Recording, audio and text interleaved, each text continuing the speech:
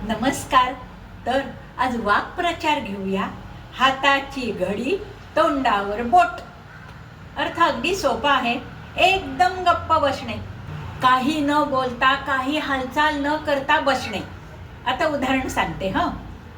त्या शेतामधून एकदम वाघोबा शेतामध्ये आला.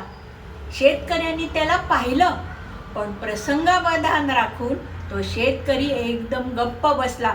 हाताची घडी तोंडावर बोट असा उभा राहिला. वाघोबा पण तिकडून आला. त्यांनी शेतकऱ्याला पाहिलं आणि तो निघून गेला. वर्गामध्ये मुख्याध्यापक येताना लांबूनच त्या मुलांनी पाहिलं आणि सगळी मुलं एकदम शांत बसली. हाताची घडी तोंडावर बोट, ना गडबड ना गोंधळ, खोड्या एकदम बंद अशी झाली.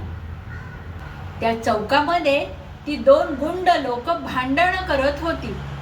लोक त्यांना पाहत होती, पण काही न बोलता पुढे जात होती. कारण उगाच त्यांच्या भांडणात पडलं तर ती गुंड लोक आपल्याच अंगावरती यायची. आणि म्हणूनच सगळे लोक हाताची घडी तोंडावर बोट पुढे निघून जात होती.